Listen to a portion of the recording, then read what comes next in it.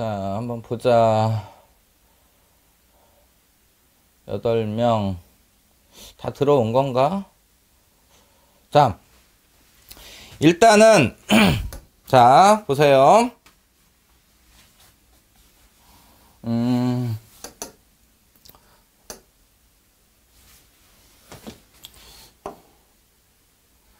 자.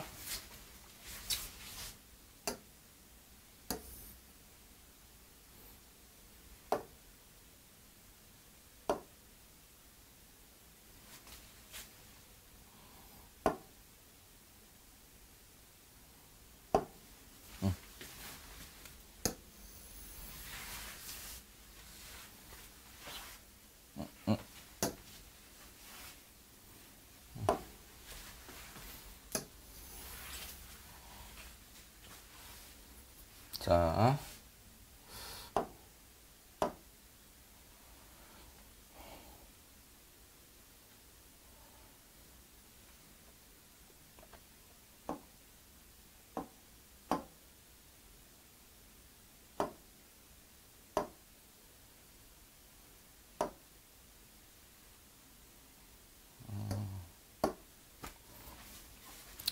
자, 요거 잘 보이나요? 아이고. 왜 이렇게 커졌어?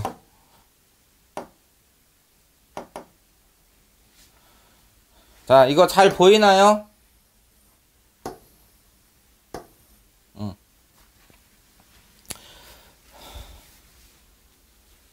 자, 선생님이 오늘은 이거를 전체 표를 가지고서 한번 같이 쭉 한번 설명을 해 볼 거예요. 그러니까 그걸 토대로 해서 여러분들이 마지막 정리를 해 나가면 좋을 것 같아요. 자, 일단 자, 생활과 윤리부터 한번 들어가 보도록 하겠습니다. 자, 잘 들리죠? 자, 일단 생활과 윤리에서 제일 중요하게 다루는 부분이 어디예요? 바로 여기지. 정의 파트. 그쵸? 정의 파트에서는 일단 올해 나올 수 있는 사람이 롤스, 노직, 그 다음에 왈처예요. 그쵸? 롤스, 노직, 왈처.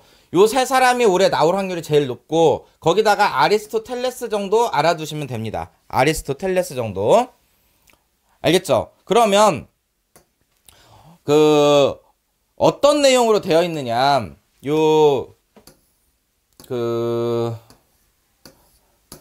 우리가 한번 내용을 한번 간단하게 보면, 요거는 그냥 보지 말고 저거를 보자.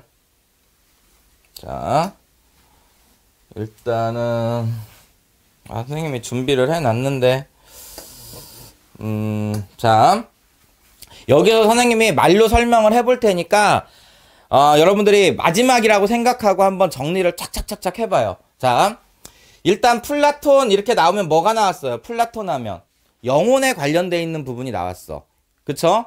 영혼과 이데아, 이성 이런 부분들이 중요하죠. 영혼에는 이성기계 욕망이 있었고, 그 다음 아리스토텔레스는 두 부분이 있었어. 덕윤리론에서 덕윤리 쪽에서 어떤 공동체를 중시하는 그런 측면과 지성적인 덕과 품성적인 덕, 그리고 덕으로서 품성적인 덕을 중용의 덕이라고 했어요. 중용의 덕은 모든 행위에 중용이 있는 건 절대 아니라고 했어.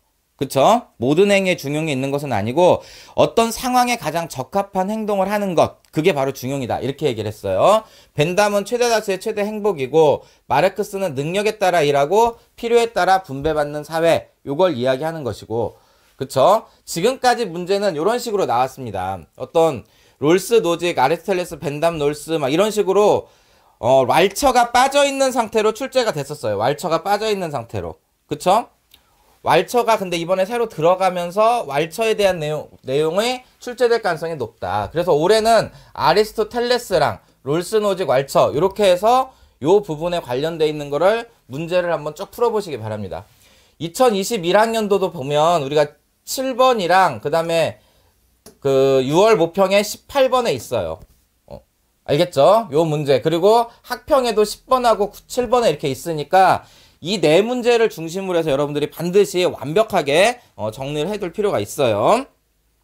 자, 그 다음에 두 번째는 이제 준법과 시민 불복종이야. 근데 이 부분 역시도 이게 왜 이렇게 진하게 나오지? 자, 이 부분 역시도 보면은 그 롤스가 들어가 있어요. 전부 다 이렇게. 그쵸? 네, 준법 부분에서는 여기서 무슨 이야기를 하냐면 자연적 의무론 이런 이야기를 해요. 자연적 의무론으로서 우리가 기본적으로 정의 원칙을 만들고 그 원칙에 기초해서 헌법을 제정하고 그리고 헌법에 기초해서 만약에 정부가 구성됐다면 그렇게 구성된 정부의 체제는 인정하면서 이 정부가 만든 법이라든지 제도라든지 정책을 따르는 것 이것은 너무나 자연적 의무다 이렇게 이야기를 하는 거죠.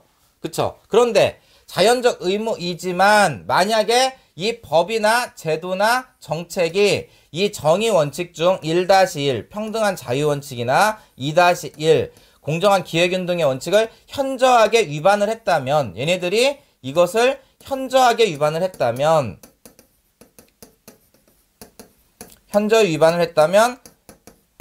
그 현저히 위반한 부분에 대해서는 뭐를 할 수 있다? 바로 시민 불복종을 할 수 있다. 그래서 롤스는 이 시민 불복종이 부정의하다고 전부 다 하는 건 아니에요. 이게 부정의한 것은 맞지만 부정의한 모든 법제도 정책에 대해서 시민 불복종을 하는 것은 아니고 그 정의 원칙 중 평등한 자유의 원칙, 공정한 기회균등의 원칙을 현저히 위반한 것에 대해서만 시민 불복종을 행하라. 이렇게 얘기를 했어요. 그쵸? 그리고 이번에 나올 수 있는 사람은 선생님이 싱어라고 했어. 그쵸? 싱어는 무슨 얘기를 했을까? 싱어가 이야기한 것은 바로 이거지. 시민 불복종을 통해서 없애고자 하는 악의 크기하고, 그쵸? 시민 불복종을 통해서 우리가 민주주의에 대한 존중감이 어떻게 되는 거죠? 존중감이 민주주의의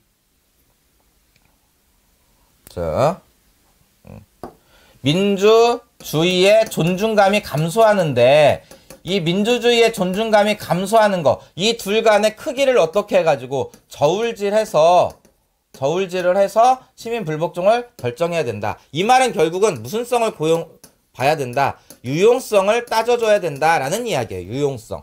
그쵸? 이렇게 해서 이번에는 시험 문제가 누가 나올 확률이 높냐? 바로 누가 나올 확률이 높냐? 싱어하고 롤스가 나올 확률이 높다. 그쵸? 싱어하고 롤스의 시민 불복종. 요 두 가지를 반드시 알아둬야 돼요. 싱어와 롤스의 공통점들이 있어. 공통점들. 그런 것들 여러분들이 집중해서 기억을 해두셔야 됩니다. 예를 들어서 시민 불복종의 행위 목적의 정당성이 있냐, 또 최후의 수단이냐, 비폭력적이냐, 처벌을 감수하냐, 공개적으로 행동하냐, 이런 부분들은 전부 다 이 싱어와 롤스의 공통점이 됩니다. 알겠죠? 그런데 소로 같은 경우는 개인의 양심에 기초했을 때 부정의하다면 즉각적으로 어기라고 함으로써 최후의 수단은 아닙니다. 알겠죠? 자, 여기서 제일 중요한 거는 시민 불복종의 대상이라는 말하고 시민 불복종의 정당화 조건, 요 말을 잘 알고 있어야 돼요. 그쵸? 자, 여기서 여러분들이 조심해야 될 건 바로 뭐다? 시민 불복종의 대상. 이렇게 얘기하면 부정의한 법제도 정책이 되는 거고요. 또 시민 불복종의 정당화 근거. 이렇게 얘기하면 정당화 근거. 이런 식으로 이야기하면 드워키는 헌법 정신, 소로는 개인적 양심, 싱어는 유용성, 그 다음에 롤스는 다수의 공유된 정의관. 이렇게 되는 거죠. 그쵸? 요 내용을 토대로 해서 여러분들이 여기를 공부를 해주셔야 돼. 일단 정의 부분하고 준법과 시민 불복종 부분은 전부 다 롤스와 연결되어 있는 거예요. 롤스와. 그쵸? 그 다음에 이제 세 번째, 해외 원조 파트예요. 해외 원조는 도덕적 의무의 차원으로 보는 입장이 있고 자선의 차원으로 보는 입장이 있어요. 이렇게. 그쵸? 포인트는 누구에 두라고 했죠? 여기도 역시 바로 롤스에다가 두라고 했어요.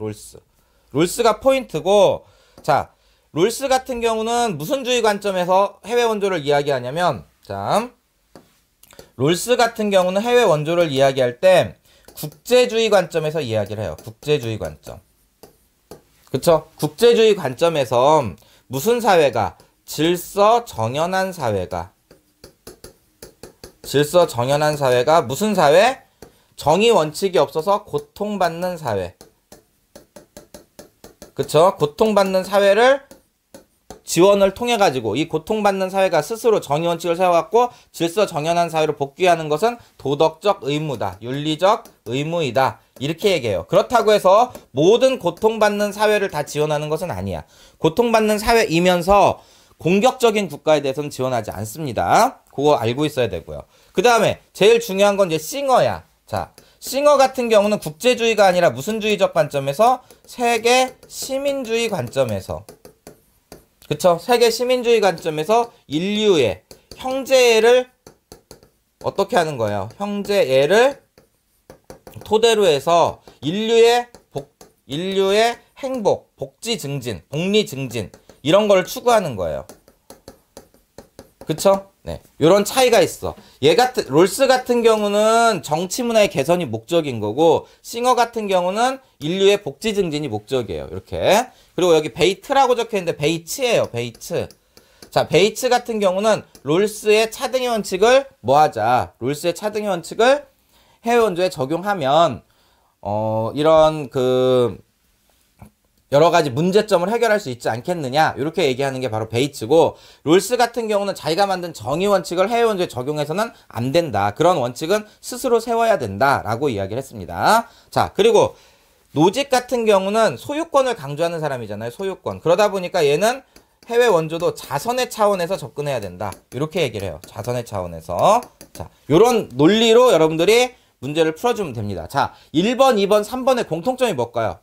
자, 이 문제는 무조건 나와. 무조건 출제됩니다. 지금 보면. 그쵸? 무조건 출제되는 문제야. 자, 공통점은 뭘까요? 전부 다 만약에 분배적 정의도 롤스의 기준을 두고, 시민 불복종도 롤스의 기준을 두고, 해외 원조도 롤스의 기준을 두고 문제를 풀면 돼요. 그 주제가 나왔을 때, 롤스를 먼저 보면서 롤스와 연관되어 있는 사람들을 찾아가면서 문제를 풀어주면 충분히 풀 수 있는 가능성이 높아집니다. 가장 난이도 있는 문제 3문제예요. 요게 생활과 윤리에서. 알겠어요? 요 문제를 여러분들이 집중적으로 공부를 해두실 필요가 있어요. 됐죠? 자, 그 다음에 네 번째를 한번 보겠습니다. 네 번째. 자, 네 번째는 이제 국제관계인데, 국제관계 같은 경우는 이제 현실주의하고 이상주의, 그 다음 여러분들 잘 기억을 할지 모르겠는데 구성주의라는 게 있어요. 자, 현실주의는 무슨 이야기를 하느냐, 여기서 현실주의 같은 경우는 이렇게 얘기해요. 자국의 이익을 추구하는 거예요. 자국의 이익 추구. 다른 말로 하면 국익 이런 식으로 나오겠지. 그쵸? 이렇게 국익을 추구하는 것. 이것은 옳다 이렇게 보는 게 현실주의예요. 그렇지만 이상주의는 자국의 이익을 위한 전쟁은 정당하지 못하다라고 보는 거예요. 그쵸? 여기에 이제 이상주의의 대표적인 사람이 칸트하고 칸트하고 갈퉁이 있어요. 이번에는 아마 칸트하고 갈퉁이 나올 확률이 굉장히 높은 것 같아요. 이렇게. 요번에는. 알겠죠? 그리고 구성주의라는 것은 뭐냐? 구성주의라는 것은 국제관계를 볼 때 웬트라는 사람이 있는데, 국제관계는 바로 국가와 국가 간의 상호작용으로 국제관계가 구성된다 이런 뜻이에요. 구성된다 이렇게 돼 있어요. 그래서 이러한 관점을 가지고서 여러분들이 문제를 풀어줘야 되는데, 아마도 올해는 갈퉁과 칸트가 나올 확률이 높고, 모겐소는 좀 알아두셔야 되겠죠. 자국의 이익을 추구하는 현실주의 관점. 그쵸? 네. 갈퉁은 소극적 평화, 적극적 평화를 이야기를 했고, 소극적 평화는 물리적 폭력이 없는 상태. 근데 그 물리적 폭력에는 언어적 폭력과 신체적 폭력이 있어요. 그리고 추구하는 것은 적극적 평화예요. 적극적 평화는 물리적 폭력뿐만 아니라 간접적 폭력도 사라진 상태. 그러면 간접적 폭력에는 뭐가 있느냐? 구조적 폭력과 문화적 폭력이 있어요. 근데 요 세 가지의 폭력이 있죠. 직접적 폭력, 그 다음에 구조적 폭력, 그 다음에 문화적 폭력은 각각의 삼각형의 꼭지점으로 서로 영향을 주고받아. 이렇게. 그쵸? 네.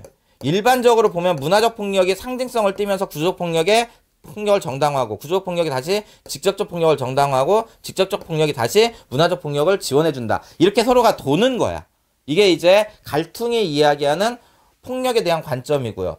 칸트 같은 경우는 뭐가 나오죠? 바로 영구평화론이 나와. 영구평화론. 그쵸? 영구평화론에서 세 가지를 알고 있어야 돼. 확정조약. 모든 국가는 공화정체이어야 돼.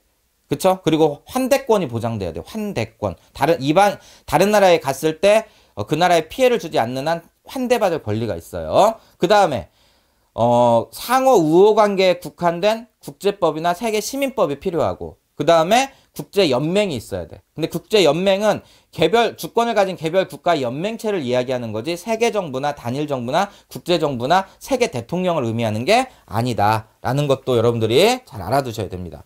그러니까 현실주의하고 이상주의에서 어떤 분쟁을 해결하는 방법에 대해서 어떻게 얘기하느냐. 현실주의 같은 경우는 힘의 균형, 세력 균형, 이걸 통해서 해결할 수 있어요.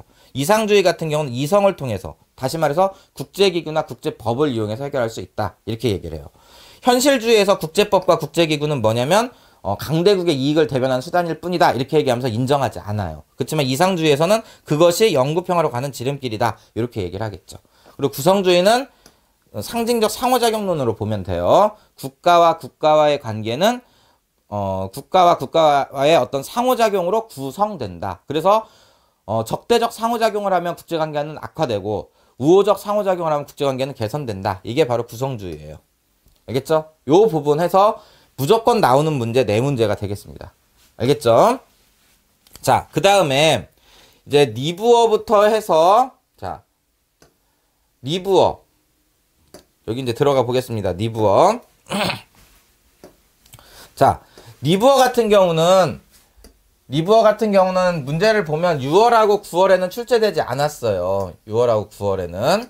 그렇지만 이거는 항상 언제나 중요한 그런 단골이기 때문에 꼭 알아두셔야 됩니다. 자, 기존의 윤리학자로서 대표적인 사람은 칸트야. 그쵸? 칸트는 개인 윤리만으로 어떻게 할 수 있다. 사회가 추구하는 도덕적 가치인 사회 정의를 실현할 수 있다, 이렇게 얘기한 사람이고, 리브어는 개인 윤리로 도덕성을 함양하고 이타심을 발현하고 선의지를 함양하면 사회 정의를 실현하는데 기여는 한다. 그러나 한계가 있다. 왜 그러냐면 개인과 개인의 갈등 문제는 이런 개인 윤리로 충분히 해결이 가능하지만 집단 간의 갈등, 충돌은 개인 윤리로는 버겁다. 해결이 불가능하다. 그걸 해결하기 위해서는 바로 개인 윤리에서 함양된 선의지의 지배를 받는 외적 강제력이 필요하다. 반드시 필요하다. 이렇게 보는 거예요. 그래서 이 집단 이기주의 문제는 윤리적인 문제가 아니라 정치적인 문제다. 그래서 정치적인 해결을 강구해야 된다. 정치적인 해결로서 강조하는 게 바로 선의지의 지배를 받는 외적 강제력, 이렇게 이야기를 하는 겁니다. 알겠죠? 선의지의 지배를 받는 외적 강제력, 이렇게 보시면 돼요. 그래서 요 부분을 여러분들이 알아두시면 되겠고, 여기서는 선의지의 지배를 받는 외적 강제력이라는 것이 중요하다라는 것을 보면 되겠습니다. 그 다음에 이런 부분들이 있었죠. 시험 문제 나왔던 것이 개인 윤리는, 자, 개인 윤리가 추구하는 도덕적 이상은 선의지, 그 다음에 이타심, 그 다음에 또 뭐가 있어요? 도덕성 함양, 이런 거였어요. 근데 사회윤리가 추구하는 도덕적 이상은 뭐냐면 바로 사회 정의 실현이야. 사회 정의 실현. 그쵸? 그러니까 개인 윤리가 추구하는 이상과 사회가 추구하는 이상은 구분이 되는 거예요. 일단 구분. 그렇지만 얘네들은 상호 의존적 관계가 있어. 이런 선의지라든지 도덕성, 이타심이 함양되면 사회 정의 실현하는데 기여를 할 수 있다. 그렇지만 한계가 있기 때문에 그 한계를 극복하기 위해서 선의지의 지배를 받는 외적 강제력이 필요하다. 이렇게 이야기를 한 거죠. 그쵸? 네. 그리고 이타심의 가장 큰 놈은 바로 뭐라고 했어요? 애국심이지. 그쵸? 집단 중에 가장 큰 놈은 국가고. 그쵸? 근데 이 개인보다 집단은 훨씬 더 이기적일 수가 있어요. 그래서 국가 이기주의, 집단 이기주의 문제가 발생할 수 있다. 이 부분에서 이 이타심, 애국심, 국가 이기주의가 어떻게 연결되냐면 개인의 이타심을 애국심이라는 여과 장치를 통해서 국가 이기주의로 전환시킬 수 있다. 이 부분이 중요하다고 했습니다. 됐죠? 자, 니부어. 그 다음에 이제 형벌제도. 가장 중요한 이제 주제 중에 형벌제도. 자, 형벌제도는 어떻게 여러분들 우리가 공부를 했었죠? 이렇게 표를 만들어가지고, 이렇게 표를 만들어서, 이렇게 정리를 했었죠? 자, 응보주의에 누가 있다? 응보주의에 칸트. 그쵸? 네. 그 다음에 공리주의에 누가 있어요? 공리주의에 벤담. 그 다음에 사회계약설에 루소가 있죠. 사회계약설에 루소. 그 다음에 공리주의와 사회계약설 양쪽 다 들어가는 게 바로 누구예요? 베카리아야. 그쵸? 사형을 살인범의 인격을 존중하는 행위다 이렇게 보는 사람은 누구예요? 바로 칸트만 그렇게 봅니다. 칸트만. 자, 여러분들이 이런 말 들어봤잖아요. 우리가 선생님이 항상 이 그림 지금 잘 기억을 해둬봐봐. 이거 잘 기억을 해봐봐. 자, 칸트는 항상 모든 행동은 개인적 양심에서 비롯돼야 돼. 그쵸? 양심에서 비롯된 행위야. 이걸 뭐라고 쓰냐면 의무에서 비롯된 행위 이렇게 써도 되고요. 또는 뭐 의무 의식에서 비롯된 행위.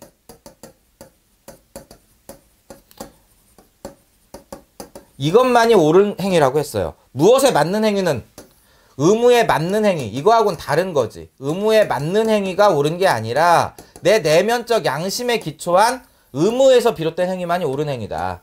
이렇게 됐어요. 그런데 내가 왜 이 이야기를 하느냐? 칸트를 여러분들이 공부할 때 여러분들이 계속 어려운 게 바로 뭐였어요? 칸트 공부할 때 어려운 게? 이거 아니었나? 잘 봐요. 형벌을 뭐 했기 때문에? 형벌을 의욕했기 때문에. 이렇게 쓰잖아. 이거 맞는 문장이에요? 틀린 문장이에요? 형벌을 의욕했기 때문에 그에 상응하는 처벌을 하는 것이다. 자, 이거 맞는 문장이에요? 틀린 문장이에요? 또는 응분의 보복을 의욕했기 때문에.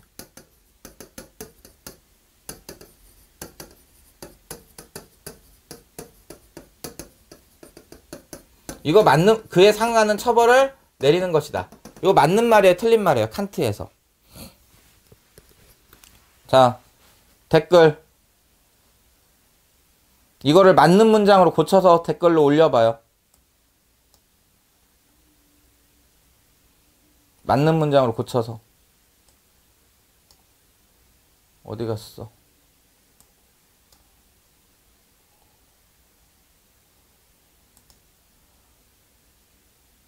맞는 문장으로 고쳐봐요.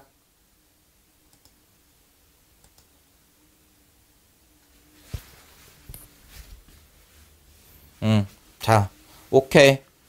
아주 잘하고 있어요. 여기에 뭐가 들어가야 되는 거죠? 바로 형벌을 의욕했기 때문에, 응분의 보복을 의욕했기 때문에가 아니라 여기에 뭐가 들어가야 돼요? 받아야 할 행위를 의욕했기 때문에. 이렇게 되는 거지. 그쵸? 아주 형벌을 받는 행위를 의욕했기 때문에. 형벌을 받을 만한 행위를 의욕했기 때문에.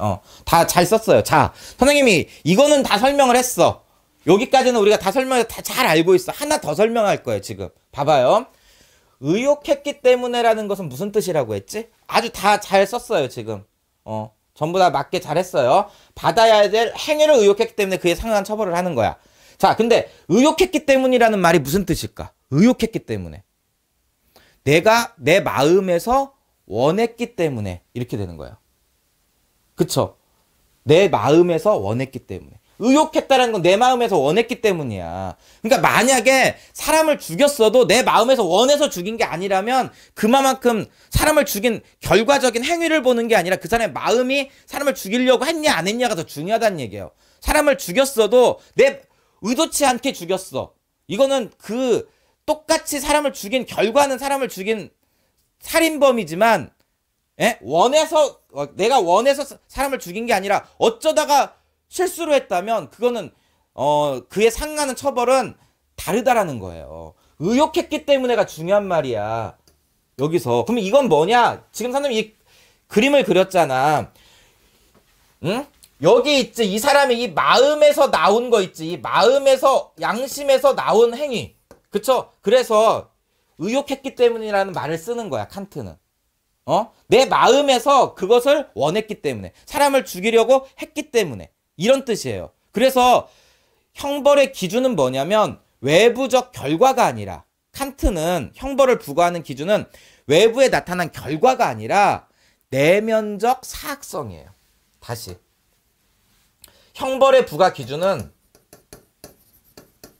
칸트가 봤을 때 형벌의 부과 기준은 외부의 어떤 결과가 아니야. 사람을 죽인 결과가 아니라니까. 사람을 죽였어도 내가 의도치 않게 사람을 죽일 수가 있단 말이야. 내 마음에서 원해서 한 게 아니라. 그쵸? 그러면 그 마음의 그 상태와 관련해서 처벌을 하는 거지, 응? 사람을 죽인 결과적 행위를 갖고 처벌하는 게 아니야. 여기서도 중요한 건 잘 봐봐. 형벌을 받을 행위를 의욕했기 때문에, 여기에 사실은 포인트는 의욕했기 때문에 있는 거야. 어떤 행위를 원했기 때문에, 어떤 행위를 원했기 때문에, 원했기 때문에가 중요한 거야. 그래서 처벌의 기준은 뭐다? 외부의 결과, 사람을 죽인 행동 또는 사기친 행동, 요게 아니라 뭐냐? 바로 내 내면적 양심의 사악성이야. 응? 양심의 사악성. 요게 판단 기준이야. 형벌의 부과 기준이야. 사람을 죽인 행위, 사기를 친 행위, 이게 중요한 게 아니라 그 행위를 원한 그 내면적 사악성이 형벌의 부과 기준이에요. 칸트는. 알겠어요? 그래서 의욕했기 때문에가 엄청 중요한 거야. 응? 저런 말이 뭐지? 이렇게 생각을 할 수가 있어. 근데 의욕했기 때문에 그에 따른 처벌을 내리는 거야. 내가 원했기 때문에. 그래서 계속 칸트는 이 선생님이 이상한 그림을 하나 그리잖아. 이렇게 눈도 있고 이렇게. 얘의 마음이 어땠냐를 본다고. 얘의 마음이. 어떤 마음에서 나왔냐. 알겠어요? 옳은 행위도 이 마음에서 비롯된 행위여야 되고 형벌을 부과하는 기준도 내면적 사악성에 기초해서 부과한다라는 거. 이해되나? 이해돼요? 그래서 의욕했기 때문이라는 표현을 쓰는 거예요. 예? 그래서 사람을 죽인 결과적 행위. 여러분들 분명히 내가 여기에 이 부분에 포커스를 맞춰가지고 형벌을 의욕했기 때문에 틀렸고 형벌을 받아야 할 행위를 의욕했기 때문에 이렇게 하고 응분의 보복을 의욕했기 때문에가 아니라 응분의 보복을 받아야 할 행위를 의욕했기 때문에 이렇게 하니까 또 여기에만 포커스가 여러분 딱 가 있다고 실질적으로. 근데 실질적으로 형벌을 부과하는 기준은 스스로 원한 게 이걸 원했기 때문이야. 이 내면적 양심에서 그게 나왔기 때문에 그거에 기초해서 내면적 양심의 사악성에 기초해서 형벌이 부과되는 거예요. 예? 근데 그 원한 게 뭐를 원했던 거야? 사람을 죽이는 행위를 원했단 말이야. 마음이. 그래서 그 행위를 했다면 그것은 그에 상응한 딱 처벌을 해야 된다. 요 뜻이에요. 자, 지금 선생님이 말한 걸 이해하겠어요? 뭔 말인지? 여러분들이 기존에 이해했던 건 이 앞부분은 이해는 지금 내가 보니까 댓글 쓰는 거면 다 이해는 했어. 이제 의욕했기 때문에 대한 것까지 조금 더 알아두자는 거야. 의욕했다라는 건 내 마음이 원했기 때문이란 뜻이라고. 응? 모든 거의 기준은 칸트는 내면적 양심에 있어요. 양심에서 비롯된 행위여야 돼. 그냥 의무에 맞는 행위가 아니야. 의무에 맞는 행위는 납세의 의무, 국방의 의무를 내 마음의 자세와 상관없이 그냥 따른 것인 거야. 이것은 도덕적 가치가 없는 행동이야. 칸트가 봤을 때는. 내 마음에서 원했냐 안 원했느냐가 더 중요해. 알겠어요? 자, 이해되나? 내면적 사악성에 기초해서 형벌이 부과된다. 이렇게 봐야 돼요. 내면적 사악성. 내면적 사악성. 내면적 사악성. 알겠어요? 됐나? 자, 그 다음에 이제 보겠습니다. 이렇게 해서 형벌 문제, 그 다음에 우리가 여기 이 부분에서 보면 이 칸트가 중요하고, 그 다음에 공리주의는 유용성 따지는 거야. 그쵸? 공리주의에서 따지는 유용성은 뭐예요? 두 가지 써봐. 유용성 두 가지. 공리주의에서 형벌의 목적이 두 가지가 있어. 한번 써봐. 댓글로. 칸트는 내면적 사악성에 기초해서 그에 상응한 처벌을 내리는 거라고 했어요. 공리주의는 형벌의 목적이 두 가지가 있어. 뭘까? 그렇지. 예방과 교화의 목적이야. 그치? 범죄를 예방하는. 그쵸? 또 하나는 범죄자를 교화하는. 또는 범죄 예방이라는 말은 다른 말로 하면 범죄 억제하는.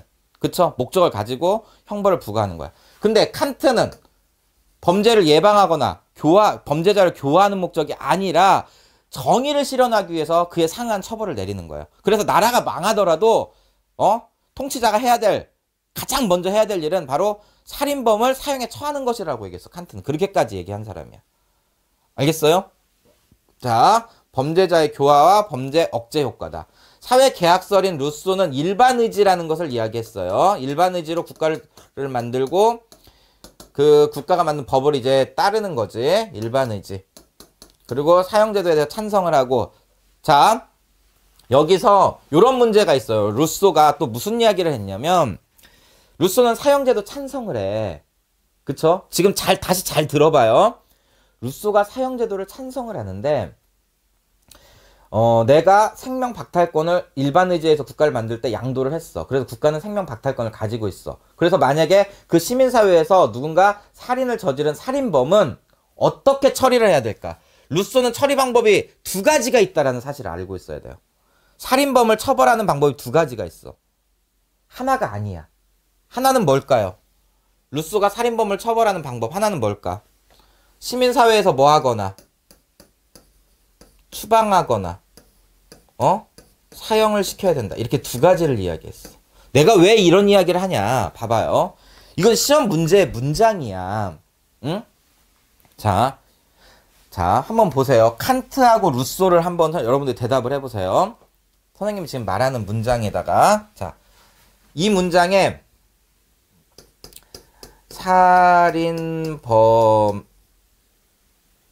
살인범의에게 정의를 실현하는 방법은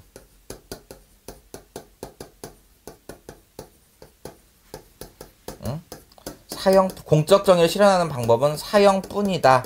이렇게 얘기했을 때, 자, 칸트는 O일까 X일까?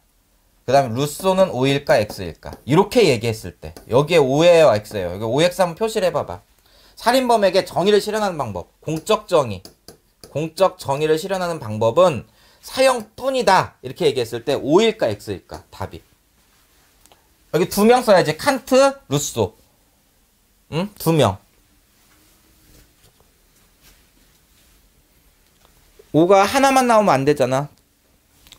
여기하고 여기 두 개를 써야지. 한번 쭉 써봐요.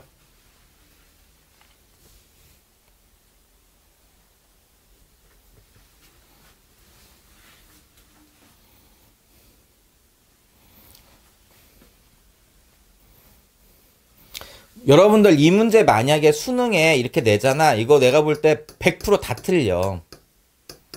응? 100% 다 틀린다고. 응? 내가 금방 이야기를 해도 이거 보세요. 이게 요렇게 얘기했잖아. 응?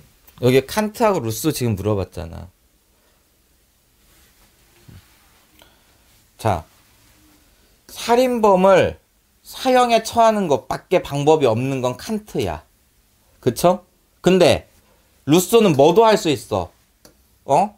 그 시민사회에서 뭐를 해도 돼? 추방을 해도 돼. 그러니까 루소 입장에서는 사형도 되고 추방도 돼. 그죠? 그러니까 살인범에게 공적 정의를 실현하는 방법은 사형뿐이다. 이건 사형밖에 없다라는 얘기이기 때문에 칸트는 맞지만 루소는 추방도 할 수 있기 때문에 X가 돼요. 이런 게 문제야. 시험 문제. 여러분들이 왜 글을 잘 읽어야 되느냐? 왜 글을 잘 읽어야 되느냐? 이게 바로 이런 거에서 나와. 그러니까 여러분들 암기한 대로 시험장 들어가는 건 안 된다고. 문장을 잘 보라고. 그러면 이런 말이 선지에 있을까 없을까? 루소의 말이 이런 말이 선지에 있을 확률이 높아요. 응? 루소는 분명히 이렇게 얘기했어.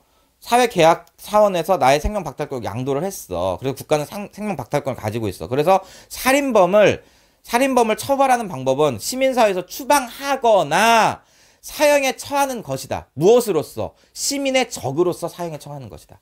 이렇게 얘기했어요. 시민의 적으로서 사형에 우리는 그 뒤에만 보고 있는 거야. 계속. 이 문장 전체를 이렇게 내가 아우르려고 노력해야 돼. 시험을 본다는 건 내가 외운 대로 가서 쏟아내는 게 아니라니까. 시험장에 나온 문장을 100% 지금 최대한 이해하려고 노력한 다음에 문제를 푸는 거야. 그리고 그걸 조금 열어주려고 오늘 수업하는 거예요. 조금이라도 열어야 된다고. 그래야 시험장에 문제가 보여. 응? 루소는 살인범을 추방하거나 사형에 처해야 된다라고 얘기를 했어. 근데 이 말을 보면 사형밖에 없다는 뜻이야. 그렇기 때문에 틀린 거라고.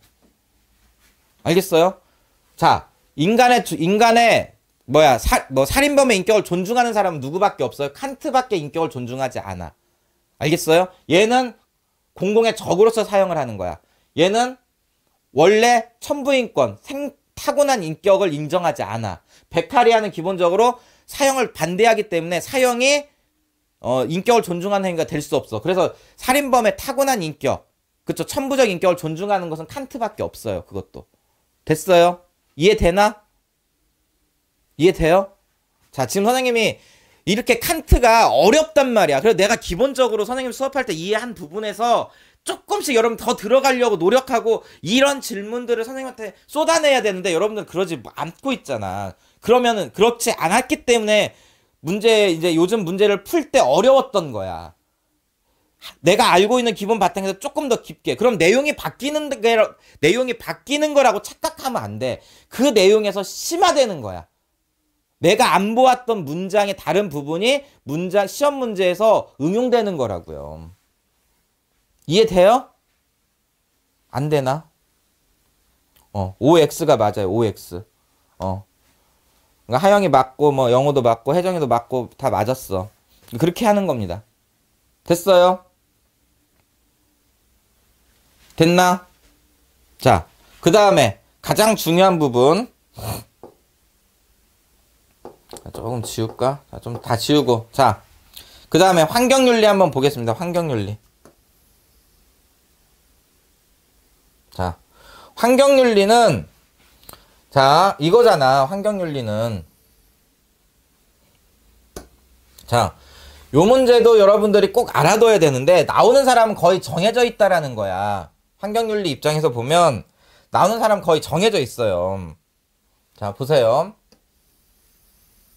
누가 나와? 이렇게 해서 봤을 때 인간 중심주의가 있고, 그 다음에 이렇게 해서 동물 중심주의가 있고, 그 다음에 생명 중심주의가 있고, 그 다음에 생태 중심주의가 있잖아요. 이렇게.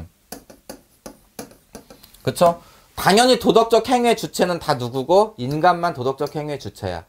그쵸? 근데 그 대상은 뭐예요? 인간, 동물, 식물, 무생물. 여기도 인간, 동물, 식물, 무생물. 인간, 동물, 식물, 무생물. 여기도 인간, 동물, 식물, 무생물이 다 대상이 돼. 여기까지는 이해되죠? 그쵸? 근데 이 각각의 대상에 대해서 도구적 또는 수단적 가치를 수단적으로 대하는 것, 경제적 자원으로 이용할 수 있는 것은 어떻게 되는 거죠? 이것도 인간, 동물, 식물, 무생물 다 돼. 이렇게. 도구적, 수단적으로 다 대할 수 있어. 이렇게.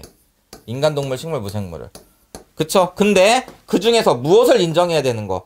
본래적 가치 또는 내재적 가치를 인정하는 이 범주가 다른 거야. 얘는 누구만 인정하는 거야? 인간에 대해서만 뭐를 인정하는 거야? 본래적, 내적 가치를 인정을 해. 얘네들에 대해서는 칸트 같은 경우는 무슨 의무라고 하죠? 간접적 의무라고 하고, 얘에 대해서는 직접적 의무가 있다. 이렇게 얘기를 하죠. 칸트는. 알겠어요? 그리고 여기에서는 인간뿐만 아니라 일부 동물까지. 인간과 일부 동물. 이렇게. 그쵸? 얘는 인간과 동물과 식물까지는 본래적, 내적 가치를 인정하지만 무생물은 인정하지 않아. 그쵸? 여기서는 이렇게 해서 동물, 식물, 무생물인데 얘네들에 대해서는 간접적 의무가 있는 거고, 얘는 일부 동물과 식물과 무생물에 대해서는 본래적 가치를 인정하지 않죠. 생태주의는 어떻게 된 거야? 인간, 동물, 식물, 무생물 전부 다 본래적, 내적 가치를 인정하지. 이렇게. 자원으로 대하면서 동시에 본래적, 내적 가치를 인정한다. 요 구조를 여러분들이 알아두면 돼요. 요게 가장 중요한 구조야.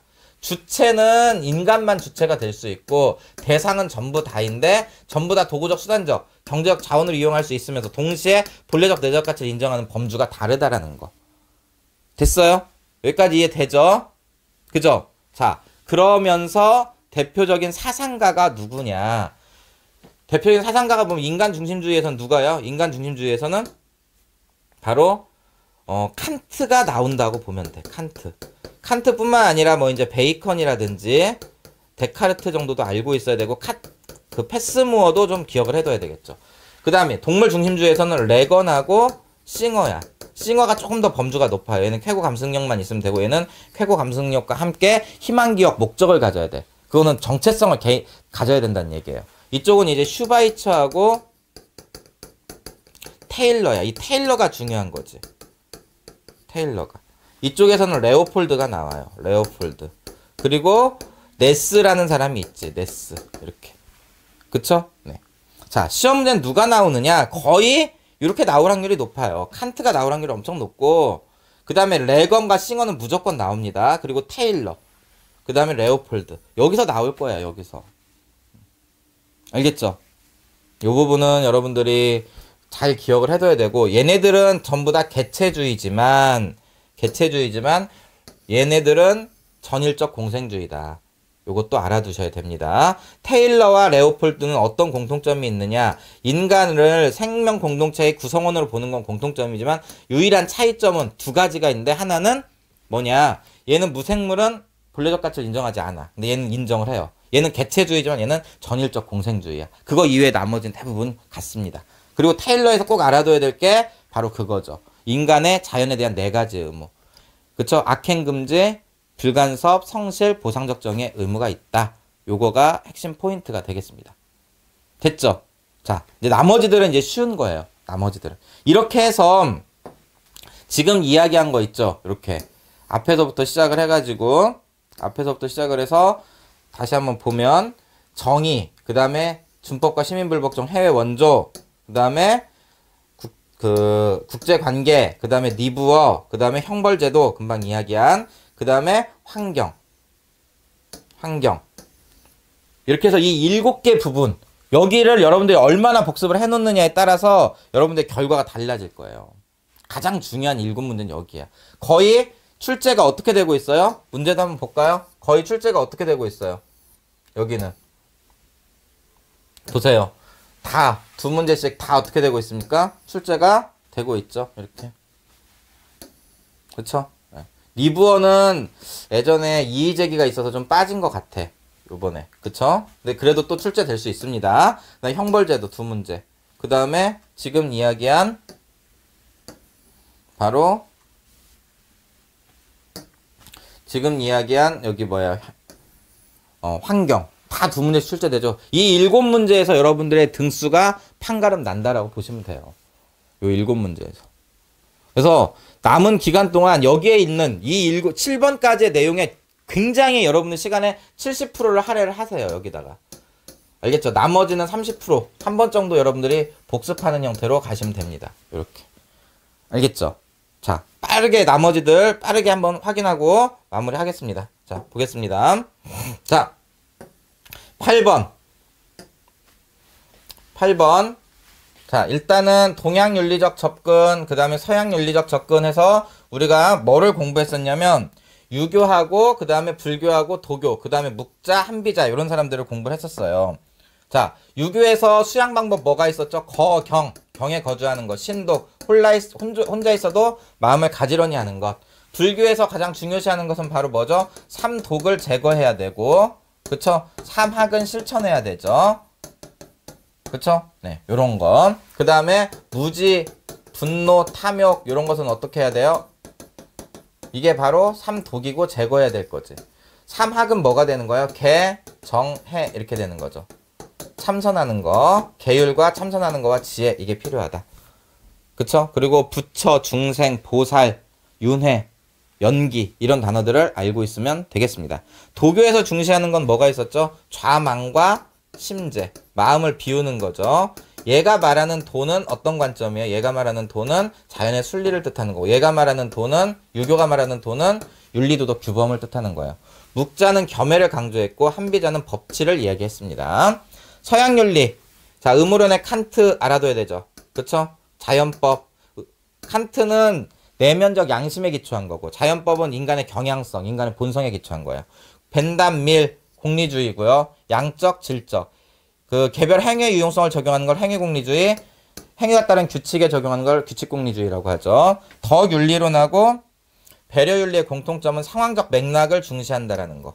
그쵸? 얘네들은 둘 다 상황적 맥락을 중시해요. 그 다음에 요나스의 책임윤리 알아두셔야 되고, 하버마스의 담론윤리, 그 다음에 요즘 새로 들어간 사회계약설의 홉스, 로크, 루소, 자연상태와 계약상태, 국가는 합의, 계약의 산물이다. 요걸 기억해두면 되겠습니다. 그래서 요거 문제도 한 문제가 100% 있고요. 요것도 한 문제가 100% 있습니다. 그래서 여기까지도 다 출제가 되고 있어요. 그 다음 윤리학의 흐름에서 여기는 지금 정리를 해놨는데 한번 보면 기술과 메타는 사실의 학문이고요. 그 다음에 이론 규범과 실천 규범은 가치의 학문이야. 근데 여기서 이제 또 뭐가 들어온 거예요? 도덕 과학적 접근에서 신경윤리학하고 진화윤리학이 들어왔죠. 진화윤리학. 자, 사실의 학문 이렇게 했을 때는 기술, 메타, 신경, 진화 다 이야기할 수 있어. 근데 도덕과학적 접근 이렇게 얘기했을 때는 기술은 들어가요. 그렇지만 메타는 도덕적 언어의 논증을 하는 거기 때문에 얘는 과학적 접근을 하는 건 아니에요. 이때는 세 가지만 들어가요. 신경윤리학하고 진화윤리학 이렇게 해서. 알겠죠? 네. 요것도 기억을 좀 해두실 필요가 있고 일단 새로운 부분으로 신경윤리학과 진화윤리학이 들어간 부분을 여러분들이 좀 참고해서 공부를 해두실 필요가 있습니다. 됐죠? 됐죠? 자, 다음 부분 한번 보겠습니다.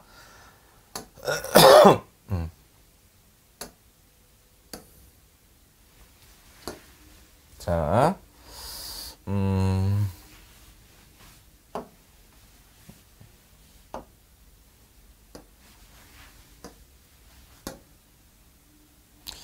자,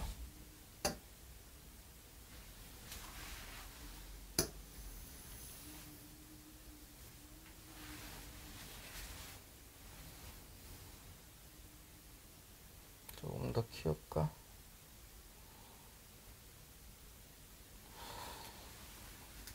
어떻게 해야 좀 더 커질까?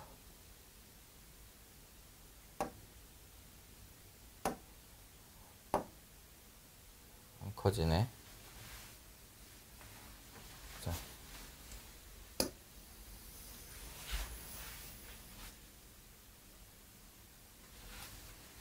자, 한번 보겠습니다. 그 다음 부분은 요 부분이 있어요. 이제 간단한 부분이에요. 자, 과학 기술과 윤리예요. 그쵸? 야스퍼스와 오펜하이머는 가치 중립성을, 과학기술의 가치 중립성을 강조하는 거고, 하이데거와 하이젠베르크는 과학기술은 가치 중립적인 게 맞기는 하지만 가치 중립적으로만 보면 안 된다라고 얘기하는 거죠. 과학기술자의 사회적 책임, 내적 책임, 외적 책임을 이야기하는 거고요. 과학기술의 사회적 책임 해버리면 군인, 정치인, 과학기술자 다 되기 때문에 과학기술의 사회적 책임이라고 했을 때는 오펜하이머나 야스퍼스, 하이데거, 하이젠베르크 전부 다 예라고 얘기한다라는 거. 요거 지난번에 했었죠. 요거 조심해야 됩니다. 알겠죠? 네. 그 다음에 직업윤리 파트. 자, 직업윤리 파트. 자, 직업윤리 파트에서 동양에서는 공자, 정명사상, 맹자, 무항산, 무항심. 그 다음에 민본주의적 역성혁명. 정신노동과 육체노동을 구분하고 노심자, 노력자 이런 단어들 나오죠. 순자는 예로서 능력을 헤아리고 예로서 덕을 헤아려서 지위나 관직을 부여한다. 예치를 얘기하죠. 실학자는 사회적 역할 분담 얘기합니다. 서양에서는 플라톤은 통치자, 방위자, 생산자 각각의 역할 분담을 이야기하죠. 모든 시민이 정치에 참여하면 안 되고요. 정치는 철인만 해야 된다. 그래서 직접 민주주의 반대하고 아퀴나스 같은 경우는 직업이나 노동은 원죄에 대한 속죄의 의미를 가졌죠. 그럼 여기서 중요한 사람은 누구다? 바로 여기서부터는 이제 칼벤과 베버, 직업 소명설 이야기하는 부분과 자본주의 정신이 토대가 되었다. 자본주의에서는 분업에 의한 특화를 이야기를 했고 그 부분을 비판한 사람이 바로 마르크스죠. 자본주의 생산 방식이 인간 소외, 노동 소외를 일으켰다. 이렇게 얘기를 하죠. 그래서 이 부분도 한 문제 나옵니다. 그 다음에 기업에 대한 사회적 책임은 네 가지로 봐야 돼. 법적 책임, 경제적 책임. 여기까지만 인정하는 사람이 프리드만이고 법적 책임, 경제적 책임뿐만 아니라 자선적, 윤리적 책임도 다 해야 된다. 이게 이제 에로 보겔 입장이에요. 그래서 기업윤리 파트가 있고 근로자라든지 직업윤리는 잘 안 나오지만 공직자윤리는 나올 수가 있습니다. 그리고 공직자윤리까지 알아두셔야 돼요. 여기서는 이제 정약용의 어떤 목민심서, 그쵸? 이런 말이 문제에 보면 이런 말이 있더라고. 염리, 탐리 이런 말이 있어요. 이거 무슨 뜻일까? 정약용에서 나온 문장인데 여러분들이 만약에 파이널을 열심히 풀면서 공부를 했다면 이 말이 무슨 뜻인지 알 수 있어. 염리가 뭐고 탐리가 뭐야? 정약용에 나왔던 말인데 써봐요. 염리는 무슨 뭐고 탐리가 뭔지. 염리.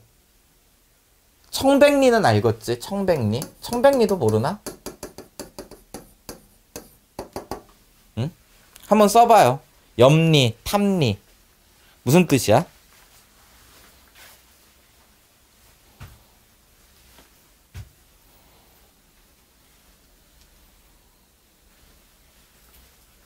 염리, 탐리 무슨 뜻? 아무도 안 써? 못 써? 한자어야. 한자어인데. 응?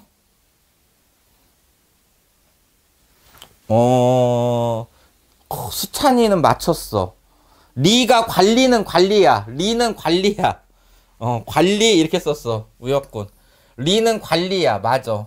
이건 관리야. 응? 염리는 무슨 관리? 탐리는 무슨 관리? 청백리 무슨 관리? 수찬이 맞았어.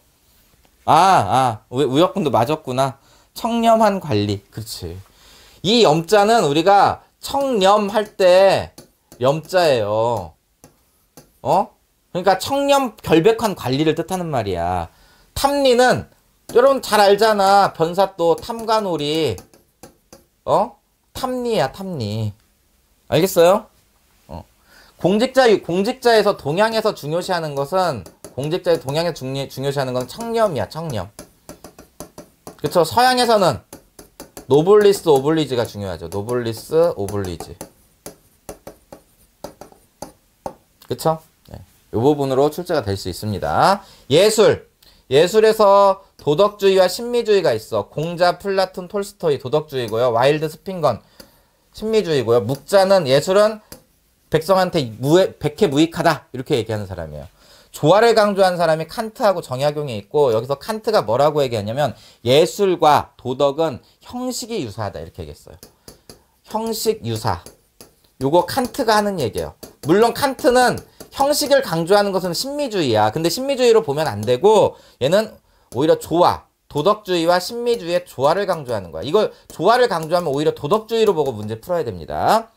그리고 대중예술에서 이제 앤디 워홀, 그 다음에 아도르노, 그런 어떤 상업화를 비판하는 사람이고, 벤야민은 과학기술의 발달이 어떤 예술의 어떤 아우라를 사라지게 했다, 뭐 이런 쪽으로 나옵니다. 그 다음에 종교와 윤리, 엘리아데 종교적인 인간과 비종교적인 인간, 그리고 성과 속의 조화에 대한 거 알고 있어야 되고요. 듀르켐, 신과 종교는 사회적 산물이다. 프로이드, 심리적 필요의 산물이다. 마르크스, 인민의 아편이다. 도킨스, 신과 종교는 더 이상 필요 없다. 진화론으로 모든 것을 다 설명할 수 있다. 틸리히, 이거는 실존의 입장에서 보는 거야. 실존주의. 알겠죠? 처음 듣지? 처음 들을 거야 이거. 수특이나 수완에 이 부분에 가서 잠깐 보면 실존주의 입장에서 틸리히가 나옵니다. 알겠죠? 그 다음에 뭐 중요도는 좀 떨어져. 엘리아데가 중요해요. 이번에도 종교적인 인간과 비종교적인 인간으로 나올 가능성이 높아요. 종교적인 인간은 일상적인 것 속에 성스러움이 드러나는 걸 인정하는 사람이고, 비종교적인 인간은 일상적인 삶 속에 성스러움이 드러나는 걸 거부하는 사람이야. 그렇다 하더라도 비종교적인 인간도 궁극적으로 자녀를 출산하거나 결혼하거나 이럴 때 종교적 제의를 유지하고 있기 때문에 엘리아데 입장에서 보면 비종교적인 인간도 궁극적으로는 종교적인 인간이다. 이렇게 얘기를 하죠. 그 다음에 여기 주거와 윤리에서 하이데거와 볼로브, 그 다음에 비합리적 소비하고 합리적 소비, 윤리적 소비에 대한 거 알아둬야 되죠. 윤리가 추구하는 것은 보편을 추구해, 보편성. 근데 문화는 다양성을 추구하기 때문에 상대주의를 추구합니다. 됐죠? 자, 그 다음에 자, 삶과 죽음의 윤리. 여기서 동양에서 유교 같은 경우는 삶 죽음보다 도덕적으로, 현실 속의 삶 속에서 도덕적으로 완성하는 게 중요하다. 불교 같은 경우는 생로병사는 고통의 원인이다. 그럼 고통의 깨닫지 못하면 생로병사의 고통은 윤회한다. 깨달으면 생로병사의 고통의 윤회에서 벗어날 수 있다. 장자, 기의 작용에서 보면은 기가 모이고 흩어진 것일 뿐이다. 즉 사계절의 운행과 같다. 그래서 삶과 죽음을 분별해서는 안 된다.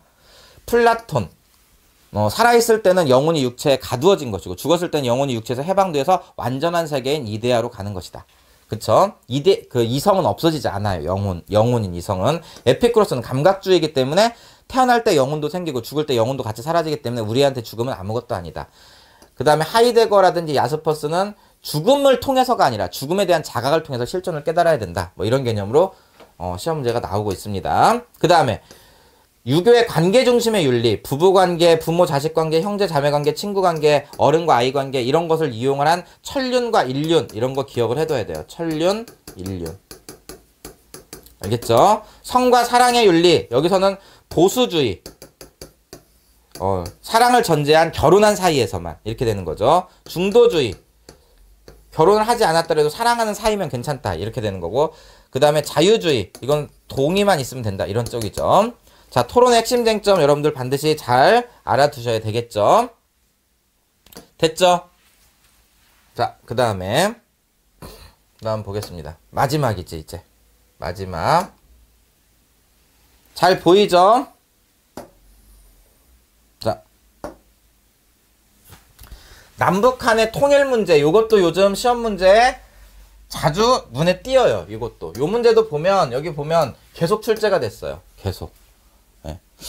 그쵸? 여기서 이제 통일의 부분이 이 부분이에요. 뭐냐면, 군사, 정치적 통일이 있고, 정치적 통일, 뭐, 신속하게, 뭐, 이렇게 하는 것이 있고, 또 하나는 이제 사회, 문화적 통일. 이러면서 이제 점진적인 통일을 하자, 뭐, 이런 게 있어요. 이 인도주의적 차원. 그쵸? 이쪽에서 이쪽으로 가야 된다는 입장이 있고, 이렇게 해야 된다는 입장이 있어. 이걸 어떻게 내는 거죠? 시험 문제를 이렇게 해가지고 이렇게 주잖아. 이렇게. 그쵸? 그리고 이 안에 뭐가 들어가 있어요? 사각형이 들어가 있지. 사각형. 그쵸? 요 안에 이렇게 해가지고 뭐 이런 식으로 주어지나? 이렇게 해가지고 요 안에 무슨 이렇게 사각형이 들어가 있잖아. 이렇게. 이런 식으로 해서 이렇게. 그쵸? 뭐 이렇게 해가지고 이렇게 들어가 있는 거 있잖아요. 이렇게. 좀 그림이 좀 이상한데. 그래서 이 각각의 점들 찾는 거. 그걸로 문제가 나올 수 있습니다. 알겠죠? 자. 그래서 남북 문제 요거 알아둬야 되고, 그 다음에 국가에 대한 입장 비교 요거 새로 들어간 부분이라 조심하라고 했어요. 여기하고 여기. 여기를 보면 글자가 잘 안 보이는데, 조금 키워볼까? 여기 부분만 조금 이렇게 키우겠습니다. 자, 한번 보겠습니다. 자, 국가에 대한 입장 비교 이렇게 돼 있는데, 공자 같은 경우는 덕으로서 통치하자고 했어. 묵자 같은 경우는 우리 부모 남의 부모를 차별하면 안 된다. 맹자 같은 경우는 덕으로 통치하는 걸 왕도정치라고 했고, 권력 형벌이라든지 법률로 통치하는 걸 패도정치라고 했어요. 그리고 민본주의적 역정혁명 주장했고, 순자는 예로서 통치하자고 했고, 한비자는 법치를 주장을 했죠. 그쵸? 요 내용을 알고 있어야 되고요. 그 다음에 서양에서는 플라톤, 통치자만 정치를 해야 돼요. 모든 시민이 정치에 참여하면 안 되고, 아리스토텔레스는 인간 본성론에 기초해서 국가는 자연 발생적으로 형성된다. 국가는 자족적이다. 자족적이라는 얘기는 스스로 모든 걸 충족시킬 수 있는 존재다 이거죠. 그리고 가장 중요한 건 사회 계약설이야. 국가는 계약과 합의의 산물이다. 이 부분에서 가장 중요한 건 바로 뭐냐? 요거예요. 보세요. 공동체주의적 국가관.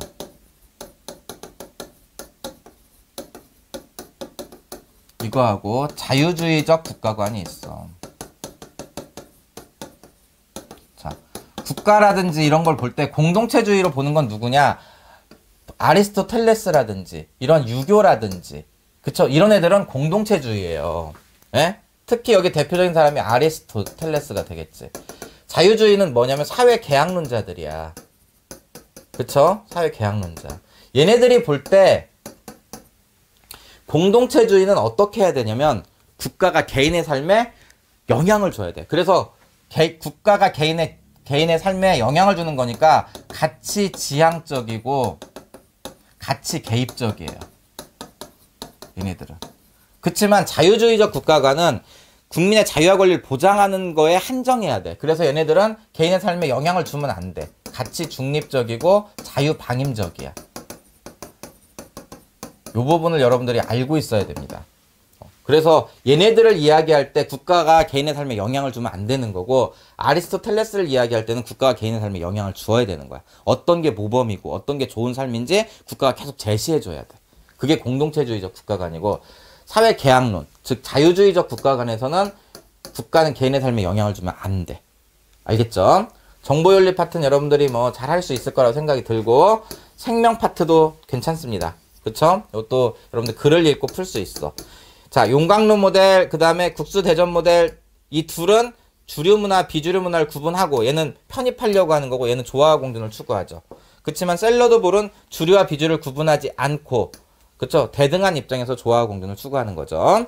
소통에 대한 관점, 하버마스의 담론윤리 알아둬야 되고, 원효의 화쟁, 유교의 화이부동. 분자는 다르지만 조화를 이룰 수 있다. 이렇게 얘기했습니다. 요나스의 책임윤리. 그쵸? 칸트의 정언명령을 생태계에 적용한 게 요나스예요. 기타 주제들은 요즘 거의 시험 문제 출제되지 않고 있어요. 자, 이렇게 해서 생활과 윤리를 1시간 만에 다 정리를 해봤어. 자, 어때요? 어떤 내용인지 알겠어요? 조금 내가 지금까지 뭐를 공부했는지 알겠나? 요걸 가지고 이 안에서 절대 벗어나지 않습니다. 시험 문제. 시험 문제 여기서 절대 벗어나지 않고 오늘 이후로 이제 내가 다니면서 학생들한테 다 이야기는 했는데 오늘 이후로 여러분들이 해야 될 일은 뭐냐? 오늘 이후로 보세요. 여기에 오늘부터 시작을 해서 요거를 여러분들이 하시면 돼. 뭐냐면 여기 있죠, 이거. 요거. 그쵸? 요거 하고 특히 1번에서 한 7번까지 여기 부분은 기출문제도 좀 같이 봐주면 도움이 돼요. 그리고 올해 본 6월, 9월, 7월 수능을 준비하시면 됩니다. 요렇게.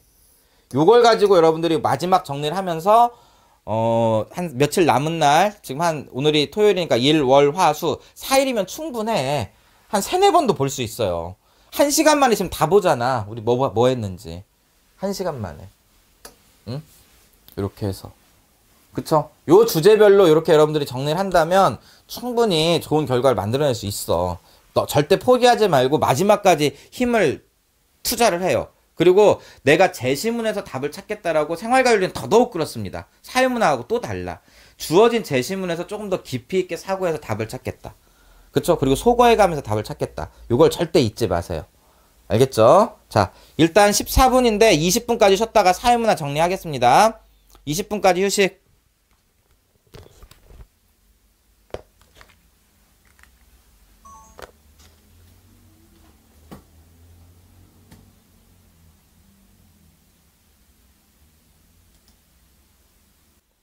알겠죠? 그 다음에 자, 그 다음에 그 사회화, 그 다음에 재사회화, 그 다음에 얘기사회화, 사회화 기관, 이것도 중요하죠. 이것도 특히 여기서 제일 중요한 건 뭐다? 바로 사회화 기관을 어떻게 분석할 것이냐, 요 부분이죠.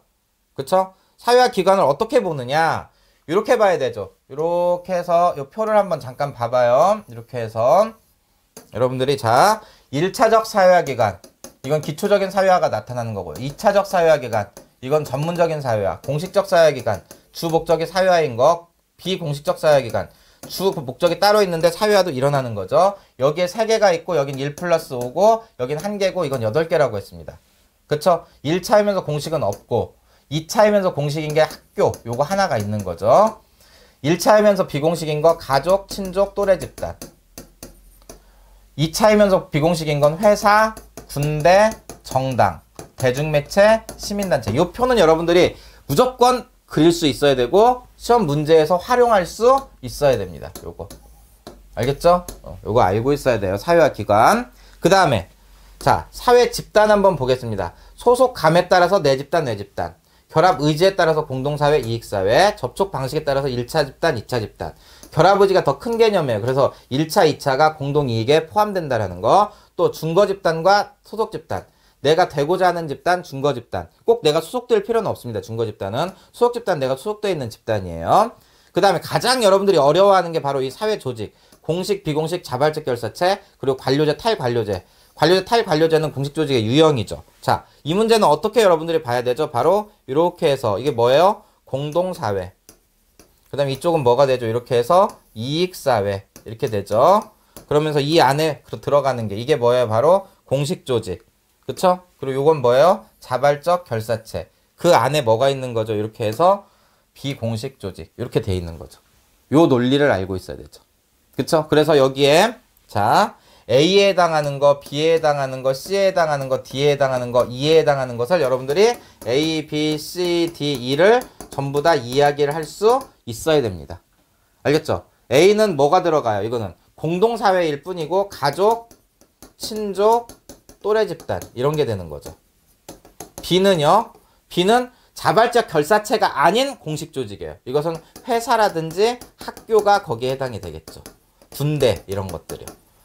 그쵸? 근데 시험 문제 이쪽 지금 선생님이 이야기하는 게 여기 부분인데 여기에만 해당하는 거를 어떻게 시험 문제 내느냐 이런 식으로 내는 거예요. 사내 광고팀, 사내 홍보팀 이렇게 냅니다.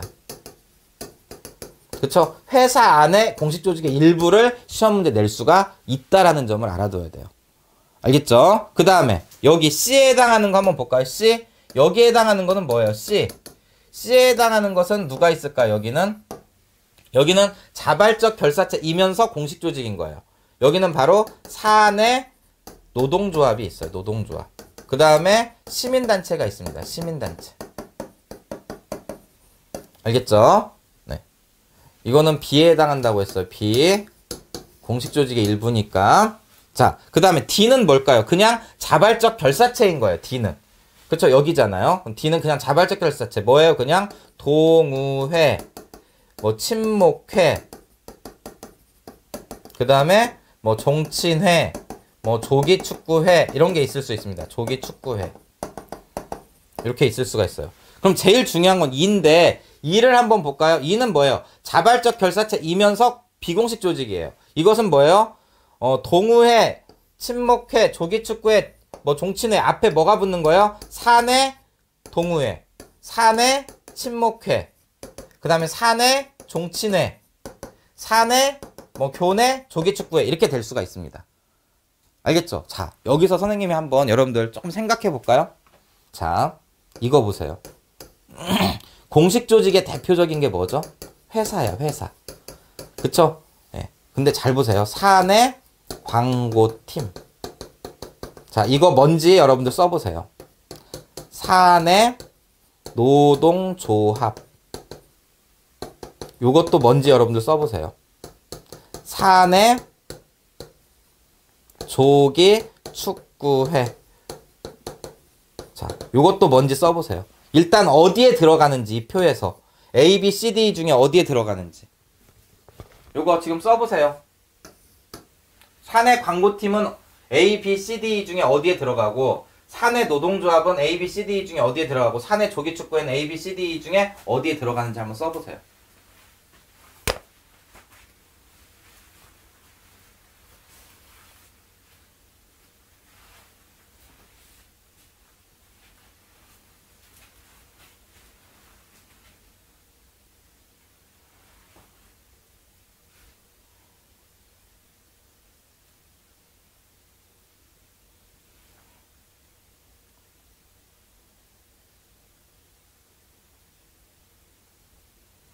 자,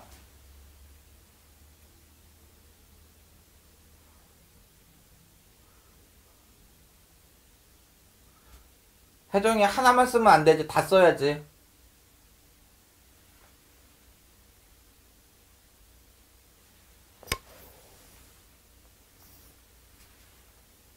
자, 오, 잘하네. 이제 아주 잘하고 있어. 여기다 선생님, 그러나? 알았어요. 자, 써볼까? 사내 광고팀은 어디야? 여기니까 이거는 B죠. 그냥 공식 조직일 뿐이지. 자발적 결사체가 아닌 공식 조직. 그죠? 사내 노동조합은 C죠. 자발적 결사체이면서 공식 조직. 사내 조기축구회는 자발적 결사체면서 비공식 조직이니까 E가 되죠. 네, 그래서 B, C, E가 답이야. B, C, E. B, C, E. B, C, E. 알겠어요? 자, 내가 왜 이 이야기를 할까? 왜 이 이야기를 할까요? 지금 전부 다 앞에 사내가 붙었어. 그죠? 그런데도 달라져. B가 되기도 하고 C가 되기도 하고 E가 되기도 해. 그쵸? 공식 조직의 구성원으로 만든 것들. 그쵸? 공식 조직의 구성원으로 만들어진 게 바로 이렇게 세 가지가 있는 거예요. 그러니까 여러분들이 그냥 단정적으로 문제 풀면 큰일 난다고. 단정적으로. 공식 조직의 구성원들에 의해서 만들어진 게 사내 광고팀. 이건 그냥 공식 조직인 거고. 사내 노동조합은 자발적 결사체이면서 공식 조직인 거고. 사내 조기축구회는 자발적 결사체이면서 비공식 조직인 거야. 요걸 여러분들이 문제에서 구분해낼 수 있는 능력이 있어야 됩니다. 이번에는 내가 볼 때 여기서 나와. 여기서. 여러분들이 이걸 지금 선생님이 이야기하듯이 이렇게 세 개로 구분하지 않고 앞에 산에 붙으면 비공식 조직이야. 이렇게 여러분들이 또 단정적으로 암기되어 있을 가능성이 되게 높기 때문에 지적하는 거야, 내가. 알겠어요? 단순하게 앞에 사내, 교내, 뭐 회사내 이런 말 붙으면 자발적 결사체이면서 비공식일 거야 라고 여러분들이 풀까봐 요것만 있는 게 아니라는 것을 이야기해주고 있는 거라고. 알겠어요? 그래서 요 두 가지는 또 되게 독특해요. 자, 이런 말을 한번 볼까? 자, 이 문장 맞는지 틀리는지 한번 여러분 한번 해볼래요? 요 문장? 자, 내가 어떤 문장을 하나 써볼 거야. 봐봐요.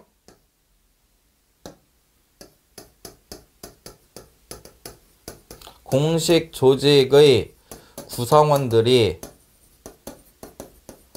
자발적으로 모임으로써 형성된 사회 집단은 여기에 답이 몇 개가 있을까요? 여기에 답이 하나일까 아니면 두 개일까? 이거 한번 답 한번 해봐요. 공식 조직의 구성원들이 자발적으로 모임으로써 형성된 사회 집단은 무엇과 무엇이 있을까? 이것도 한번 써봐요. 여기 답을. 이 질문에 대한 답을 한번 써봐.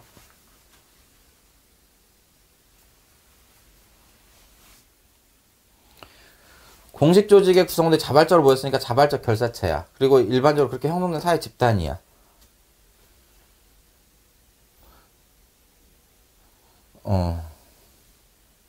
시민단체는 여기엔 들어갈 수는 없지.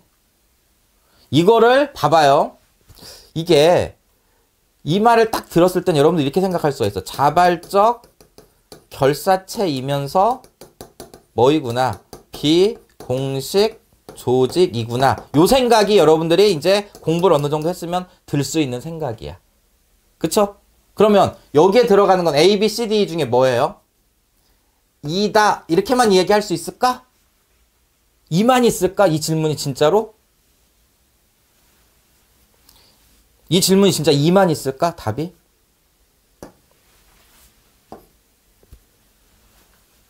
그러니까 비공식 조직. 그래, 이거 비공식 조직일 거야. 그럼 이만 답일까? 이만?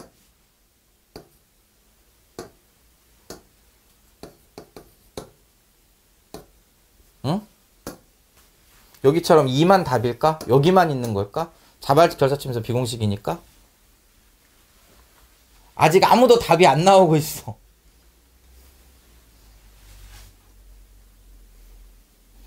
자, 2는 들어가는 건 알겠는데 여러분 황당하지만 C도 돼요. C도 돼. 그러니까 공식 조직의 구성원들이 자발적으로 모이면서 형성된 사회 집단은 자발적 결사체이면서 비공식만 있는 게 아니라 뭐도 있을 수 있다라는 거? 자발적 결사체이면서 뭐도 있을 수 있다? 공식 조직도 있을 수 있어. 왜? 왜? 이렇게 만들어지는 게 사내 조기 축구에만 있는 게 아니라 뭐도 있기 때문에 사내 노동 조합도 공식 조직의 구성원들이 자발적으로서 모임으로써 형성된 집단이기 때문에 이것도 있어. 그래서 여기에 2만 답인 게 아니라 C도 있다라는 거예요. 얘를 놓치면 안 돼. 사내 노동조합이 있기 때문에. 알겠어요? 이런 생각을 해야 된다고 시험 문제를 풀 때는. 느껴지나? 알겠나? 이거? 선생님 여기서 지금 이렇게 얘기한 이 부분 있죠. 이렇게 여기까지. 이 구조를 여러분들이 잘 알고 있어야 돼. 응? 요 구조를. 물론 이렇게 이야기를 하면 다 비공식 조직인 건 알아. 그래서 자발적 결사체이면서 비공식 조직. 그래서 이것만 있는 줄 안다고. 근데 여기만 있는 게 아니라 사내 노동조합 역시도 공식 조직의 구성원들이 자발적으로 모임으로써 형성된 집단이야. 그렇기 때문에 자발적 결사체이면서 공식 조직도 있을 수 있다라는 거. 이걸 놓고 가야 돼. 문제 풀 때. 알겠어요? 이해되지? 이해되죠? 지웁니다. 자, 그 다음에 자, 보겠습니다. 그 다음에 이제 마지막으로 이제 관료제, 탈관료제, 얘네들도 공통점이 있지. 관료제, 탈관료제도 어떤 특징이 있어요? 둘 다 조직운영의 효율성을 위해서 만들어진 거고, 얘는 의사결정이 집중돼 있고, 얘는 의사결정이 분산돼 있다. 요것도 알아둬야 돼요. 그쵸? 네. 그 다음에 일탈행위론.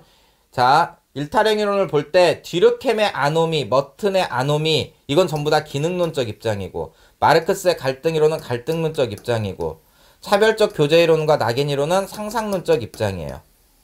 그쵸? 자, 여기서 여러분들이 반드시 구분해줘야 될 것은 바로 뒤르켐의 뭐하고, 아노미는 급격한 사회변동에 따른 무규범이고, 머튼의 아노미는 목적과 수단의 불일치라는 거.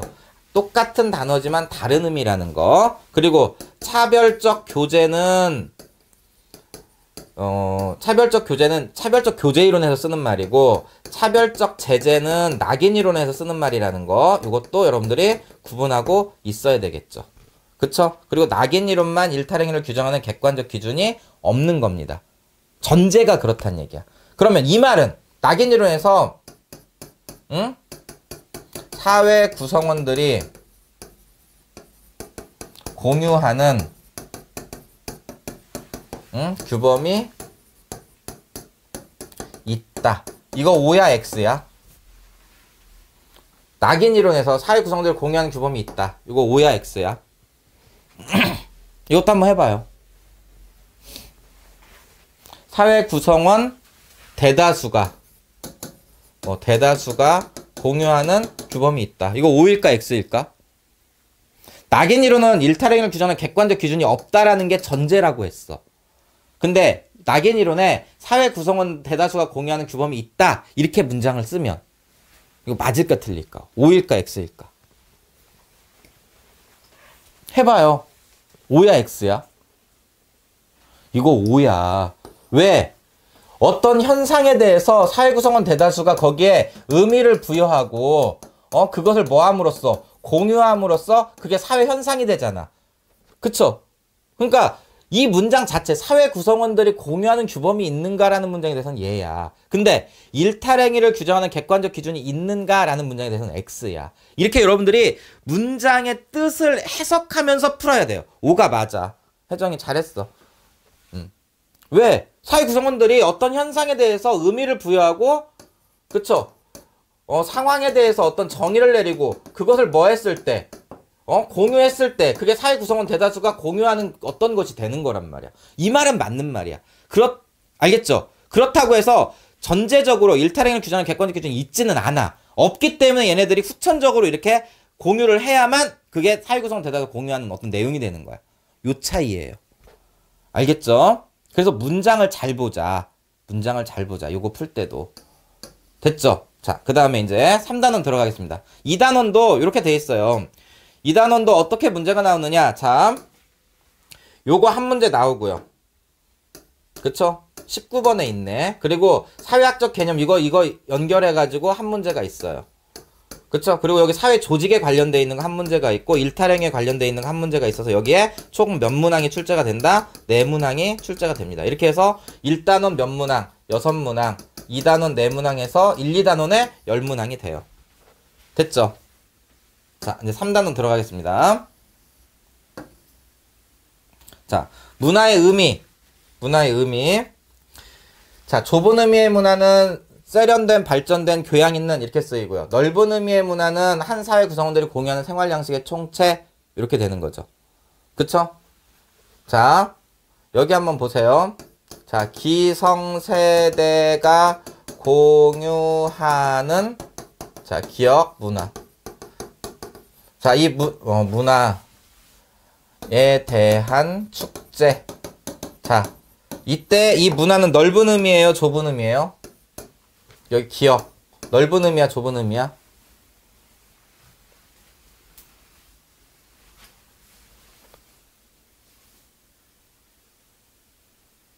응? 이거 넓은 의미지. 이렇게 봐야지. 기성세대가 공유하는 문화. 기성세대가 공유하는 생활 양식의 총체에 대한 축제 이렇게 봐야 되는 거예요. 알겠죠? 자, 그 다음 문화의 구성요소 물질문화. 물질문화를 다른 이름으로 기술이라고 했어요. 비물질 문화는 관념과 제도가 있고 개별적인 문화요소 기술 물질문화고요. 언어상징 예술 가치는 비물질 중에 관념문화고 규범은 비물질 중에 제도문화가 됩니다. 자, 그 다음에 문화의 특징은 다른 문화에 비교해서 알 수 있는 거고 문화의 속성은 문화라면 가지고 있는 내적 특징이에요. 자, 문화의 특징 보면은 모든 문화의 공통점이 보편성, 모든 문화의 자기만의 독특한 점이 특수성, 보편성과 특수성이 다 있기 때문에 문화는 다양하고요. 내가 다른 문화를 이해하고자 할 때는 상대적인 관점이 필요한 겁니다. 그래서 자, 시험 문제는 문화의 속성이 나오지 공유성, 상호작용의 토대가 되고 타인의 행동을 예측할 수 있고 학습성, 문화는 후천적으로 습득된 것이다. 인간의 모든 행동은 그래서 문화가 될 수가 없어요. 축적성, 문화는 새로운 문화 요소가 감히 추가되면서 점점점 풍부해지는 거. 변동성, 기존의 것이 없어지거나 새로운 것이 추가되는 거. 총체성, 문화의 각 구성 요소들은 상호 유기적 관계를 맺으면서 유기적 기능적으로 연결되어 전체로서 하나의 틀을 이루고 있다는 것. 이런 게 총체성이죠. 요거와 관련해서 시험 문제는 이렇게 나오죠. 가가 있고 뭔가 쭉 써있어. 나가 있고 이렇게 돼 있어. 그럼 공통된 문화 속성 이렇게 문제가 나옵니다. 그 다음에 문화 이해 태도. 자, 비교론적 관점. 다른 문화에 비교해서 공통점과 차이점 찾는 거고 총체론적 관점. 어떤 부분을 이해하고자 할 때 전체적인 맥락에서 부분이 가지는 의미를 보는 거고 상대론적 관점. 상대론적 관점은 내가 다른 문화를 이해하고자 할 때 그 사회적 역사적 맥락에서 보는 거죠. 그래서 문화 상대주의와 문화 절대주의인 자문화 중심주의와 문화 사대주의. 이것도 상황 판단 능력으로 나올 수 있으니까 조심해야 됩니다. 그 다음에 여러분들 전체 문화, 반문화, 하위 문화. 이건 전부 다 상대적인 개념이에요. 그쵸? 서로가 서로 다 이렇게 왔다 갔다 할 수가 있다라는 거 알아둬야 됩니다. 대중매체. 1세대, 2세대, 3세대, 4세대가 있는데 요즘은 인쇄, 영상, 뉴미디어 이렇게 나와요. 얘는 시청각 자료, 얘도 시청각 자료, 얘는 시각 자료예요. 그래서 얘네들은 두 가지 이상의 감각을 이용을 하는 거고 얘는 하나만 이용한다라는 거. 그리고 뉴미디어는 프로슈머. 프로슈머는 뭐죠? 프로슈머. 생산자와 소비자를 구분하기 어렵다라는 거. 그쵸? 네. 그 다음에 문화 변동의 원인의 발명, 발견. 그 다음에 직접, 간접, 자극 전파를 봐야 되고 문화 변동의 양상의 문화 동화, 공존, 융합. 이 중에 문화 동화는 자기 문화의 정체성을 상실한다라는 점. 그리고 여러분들이 문화 지체하고 기술 지체는 구별할 수 있어야 된다. 이렇게 되어 있습니다. 그래서 여기서 시험 문제 문화의 의미에서 두 문제 정도 나올 수가 있어요. 그 다음에 문화 이해 태도에서 한 문제. 그 다음에 여기 전체 문화하고 대중매체에서 한 문제. 그 다음에 문화 변동에서 한 문제. 이렇게 해서 여기서도 몇 문항이 나온다? 5문항.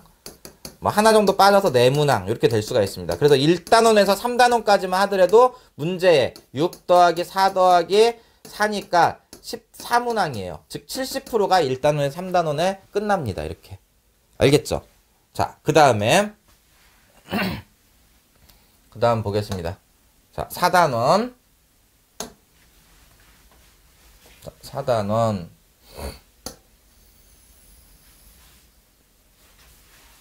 자, 4단원 한번 보겠습니다. 자, 4단원은 여러분들이 여기 이거는 반드시 여러분들이 알고 있어야 돼. 계급과 계층에 대한 거 이건 여러분들이 반드시 좀 알고 있어야 되겠죠. 그쵸? 계급은 이분법적 개념이에요. 이렇게. 그쵸?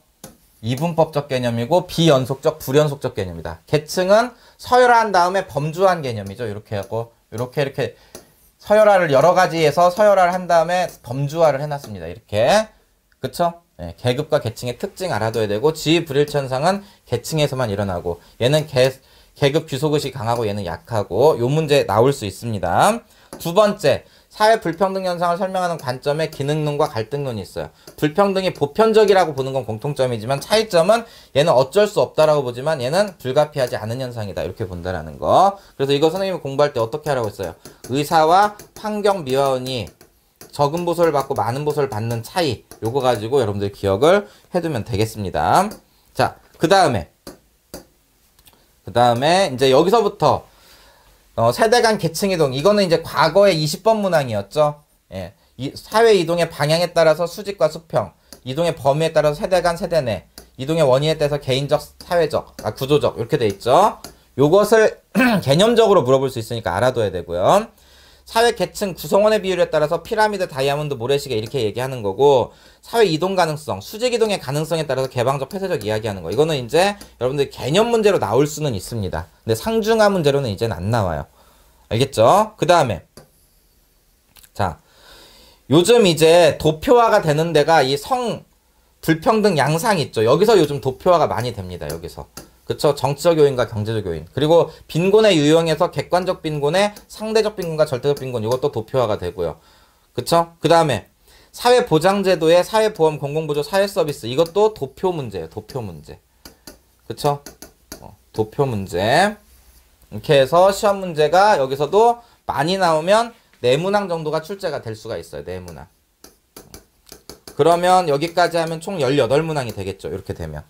그쵸? 그 다음에 이제 마지막 5단원 한번 보겠습니다. 5단원 쭉 올려서 지우고, 자 5단원 한번 보겠습니다. 자 5단원을 보면 일단 기본적으로 사회 변동이론 있죠. 요건 무조건 나오죠. 그쵸? 진화론과 순환론을 여러분들이 쭉 알아야 되고, 사회 변동의 구조적 관점의 기능론, 얘는 점진적 변동이고, 갈등론, 얘는 급진적 변동을 설명할 수 있죠. 네, 진화론은 사회 변동이 몇화. 진화론 같은 경우는 사회 변동은 결국은 뭐를 뜻한다? 사회 변동은 발전과 진보를 뜻해요. 그쵸? 여기는 뭐가 없어요? 쇠퇴와 소멸은 어떤 쇠퇴, 소멸, 이것은 사회 변동이 아니다라고 보는 거야. 그쵸? 그치만 순환론은 어떻게 보는 거죠? 순환론에서 볼 때 사회 변동은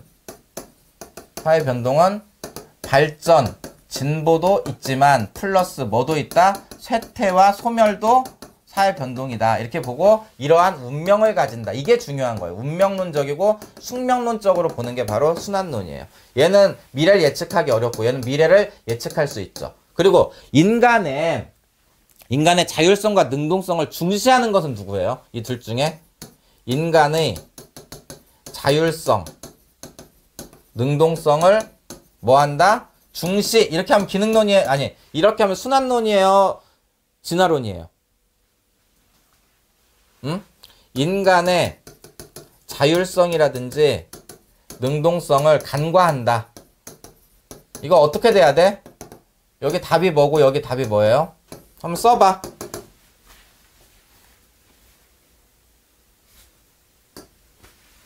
자율성을 중시하는 게 진화론이죠. 그리고 미래를 어떻게 할 수 있어? 개혁할 수 있다라고 보는 거죠.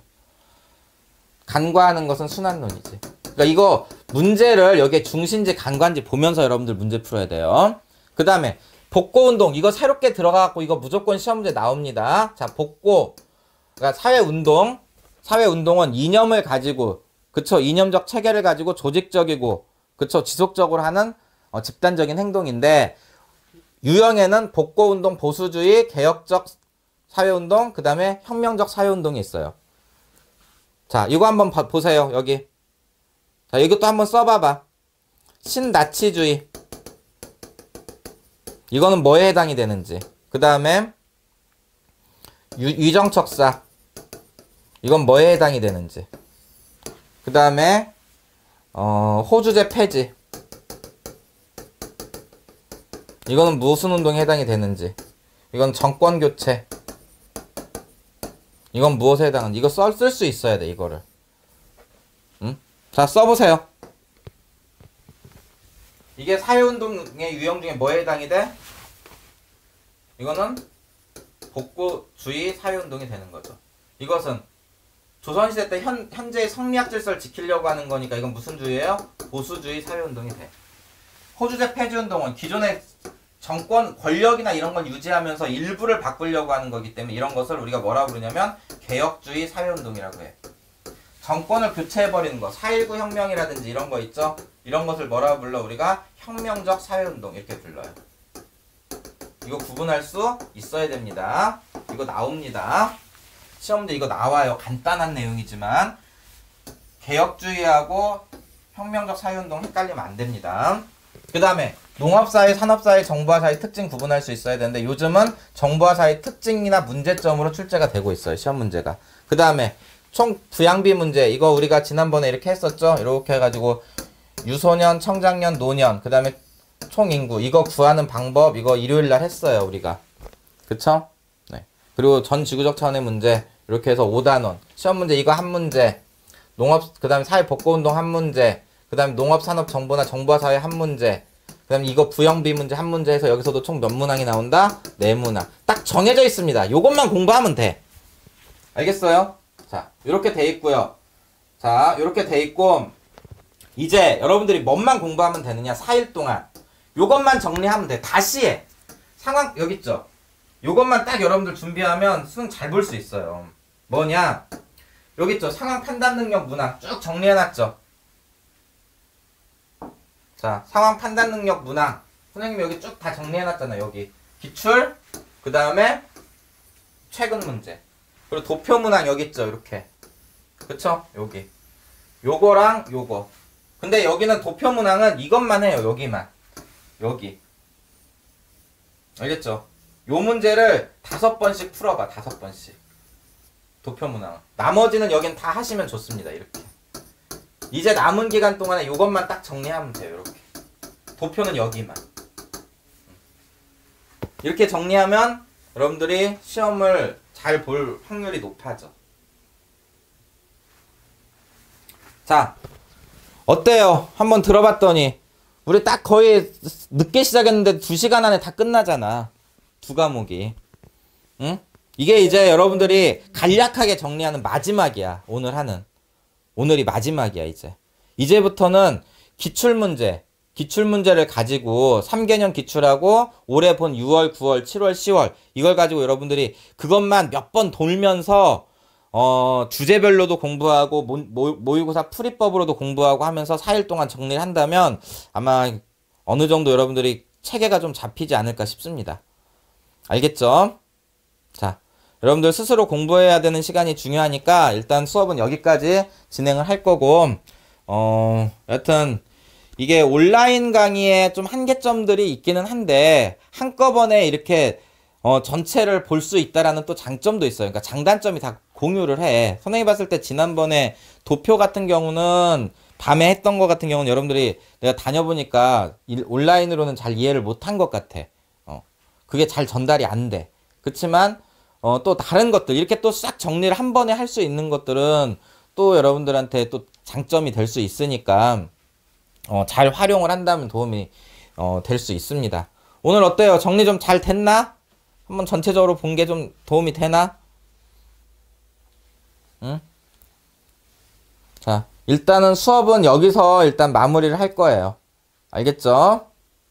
자, 여러분들 이제 스스로 공부를 또 해봐. 그리고 질문은 선생님한테 문자를 보내거나 전화를 하면 공부하다가 질문 선생님 받아줄 거예요, 오늘. 알겠죠? 자, 여기까지 수업 마치도록 하겠습니다. 수고했어요.